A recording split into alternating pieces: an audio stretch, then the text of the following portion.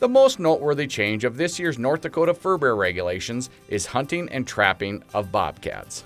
For the first time in just over 40 years, we're expanding bobcat hunting and trapping opportunity to north and east of the Missouri River. And so the zones, the open-closed zones, are going to change a little bit for that. We're actually going to be using US Highway 83 as the dividing line. There is also a slight harvest increase to the river otter trapping season this year. So our harvest limit last year for river otters was 20. We increased that to 25 this year. North Dakota has a variety of trap set restrictions to prevent non-target capture of dogs, waterfowl, and shorebirds. Innovations such as floating colony traps and enclosed footholds have all but eliminated the risk to non-target captures.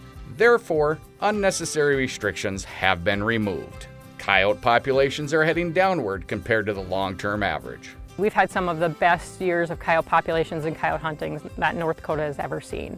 And so you just can't maintain that really high level of excellence all the time. You know, wildlife populations fluctuate and coyotes are an example of that. With all the moisture on the landscape in the spring of 2020, muskrat populations were veering upwards.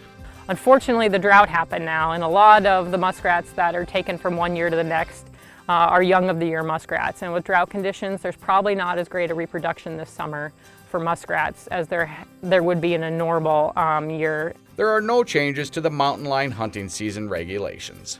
Western North Dakota is where most of the mountain lions are taken. That's where our breeding population is.